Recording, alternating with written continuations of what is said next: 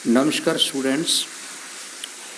पिछली वीडियो में हमने मुद्रा के महत्व को समझा और इस भाग में हम मुद्रा के दोषों के बारे में चर्चा करेंगे। और मैं आपको बता दूं कि मैं बारिश के मौसम में वीडियो बना रहा हूं। बारिश की बूंदों की भी थोड़ी आवाज़ आ सकती है। और हम देखते हैं आज मुद्रा के दोष या खतरे। तो देखिए, मुद्रा का जितना महत्व है, मुद्रा के जितने दो गुण हैं, कहीं ना कहीं मुद्रा के खतरे भी हैं। मुद्रा समाज या अर्थव्यवस्था के लिए कहीं ना कहीं खतरनाक भी है। इसे भी एक अर्थशास्त्र के छात्र को समझना आवश्यक है। तो देखिए, मुद्रा के क्या दोष हो सकते हैं, क्या मुद्रा के खतरे हो सकते हैं, क्या मुद्रा की डीमेरिट्स हैं। तो देखिए, पहला है मुद्रा का मूल्य अस्थिर होना।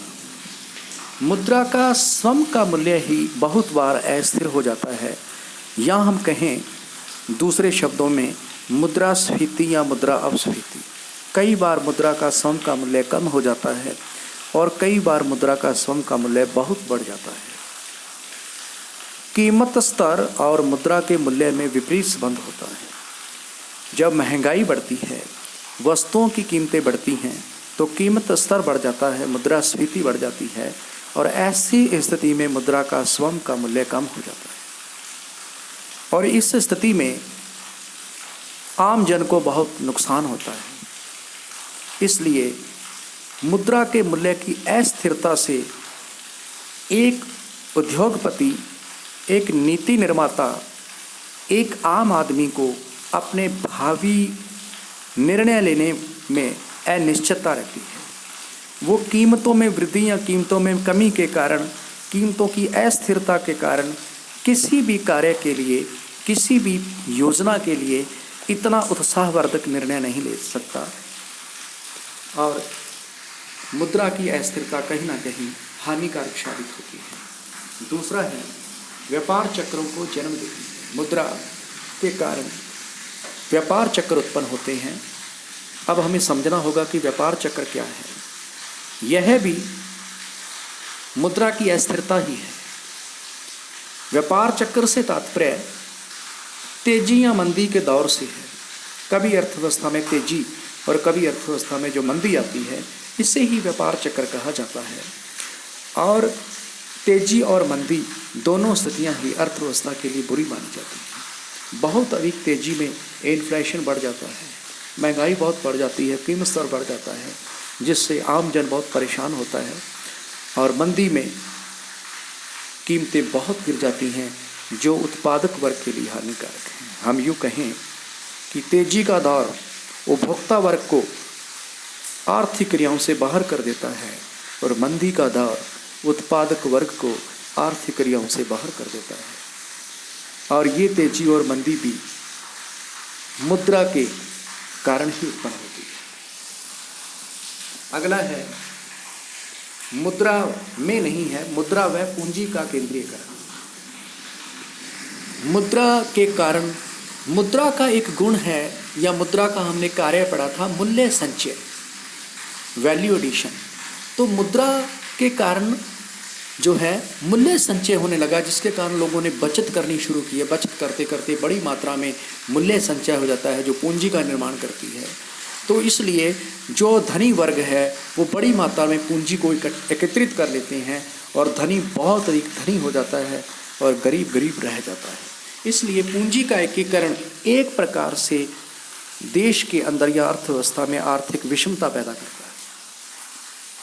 अगला है विभिन्न देशों के बीच उष्ण व भ्रमणशील मुद्रा। पोषण यहाँ गलत लिखा गया, यहाँ और पोषण, इसकी जगह आएगा उष्ण व भ्रमणशील। तो देखिए, इसे हॉट मनी भी कहते हैं।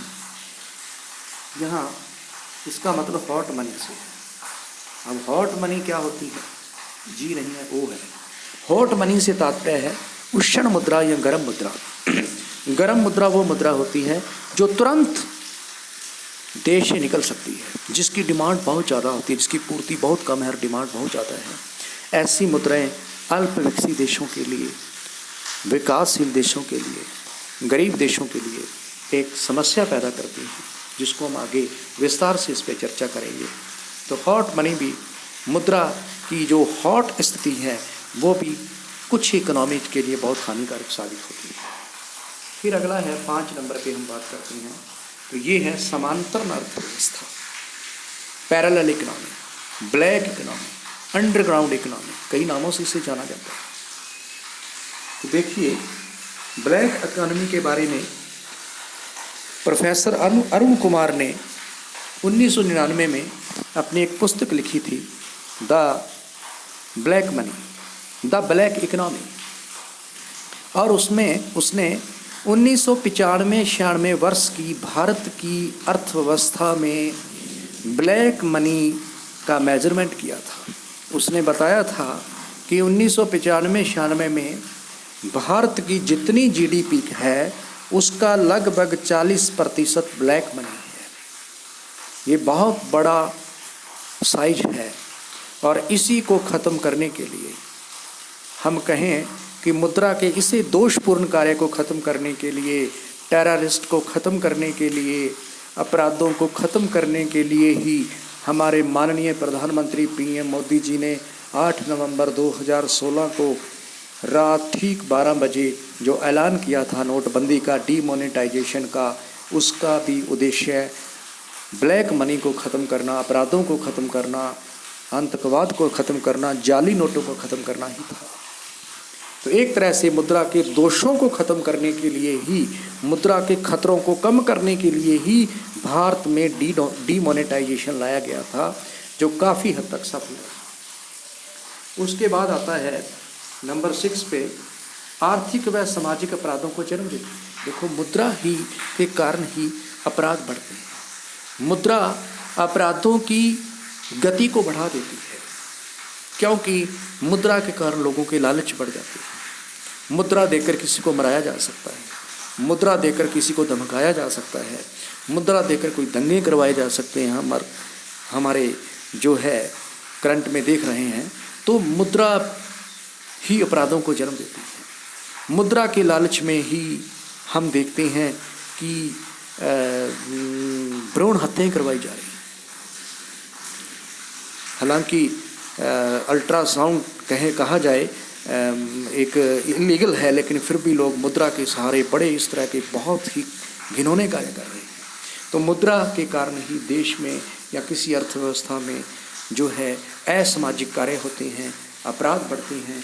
ये भी मुद्रा का ही परिणाम है। फिर है नंबर 7, शोषण या विषमता में सहाय।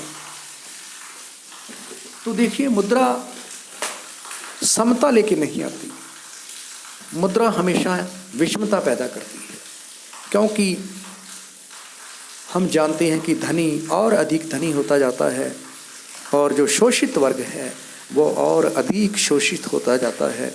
इसलिए मुद्रा के कारण धनी और गरीब वर्ग में विषमता का ये गैप, ये अंतर बढ़ता चला जाता है। फिर है मुद्रा का अनियंत्रित हो जाना हानिकारक। देखो, मुद्रा का अनियंत्रित होना क्या है? यदि किसी इकोनॉमी में मुद्रा बहुत अधिक बढ़ जाए, मुद्रा की पूर्ति बढ़ जाए, नोट छाप दिया जाए, तो ऐसी स्थिति में मुद्रा का लेवल बढ़ जाता है, मुद्रा की अमाउंट बढ़ जाती है, मुद्रा का वॉल्यूम बढ़ जाता है। और मुद्रा का वॉल्यूम बढ़ने से कोई लोग धनी नहीं होते, लोग अमीर नहीं होते। मुद्रा बढ़ने से, नोट रखने से व्यक्ति अमीर नहीं होता। उस नोट की क्रय शक्ति कितनी है, उस नोट में खरीदने की शक्ति कितनी है, इस चीज़ को देखना आवश्यक है। जैसे ही मनी का वॉल्यूम बढ़ता है, मुद्रा की पूर्ति बढ़ती है। यदि उत्पादन नहीं बढ़ रहा है तो ऐसी स्थिति में वस्तुओं की कीमतें बढ़ जाएंगी। जब वस्तु की कीमत बढ़ जाएगी तो मुद्रा का मूल्य उसी अनुपात में कम हो जाएगा। तो जैसे मुद्रा नियंत्रित होगी, मुद्रा बढ़ेगी तेजी से, तो मुद्रा का स्वयं का मूल्य बहुत तेजी से कम होता चला जाएगा। 1000 रुपये का नोट 10 रुपये के नोट के बराबर काम करने लगेगा।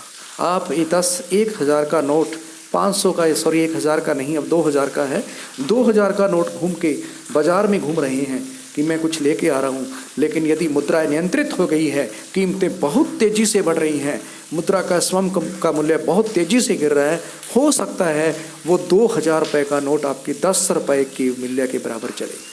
तो यह एक बहुत भयंकर स्थिति हो सकती है। इसलिए मुद्रा को नियंत्रित रखना आवश्यक है। इसीलिए जो है हमारे देश में डिमोनेटाइजेशन भी हुआ। ये सब बातें मुद्रा के दोषों को ध्यान में रखकर ही की गई हैं। इसलिए हम कह सकते हैं कि मुद्रा किसी भी अर्थव्यवस्था के लिए बहुत महत्वपूर्ण है। मुद्रा के बिना जीना मुश्किल है। मुद्रा जीवन का सार है आज के युग के संदर्भ में, लेकिन मुद्रा के खतरों को भी नकारा नहीं जा सकता। धन्यवाद।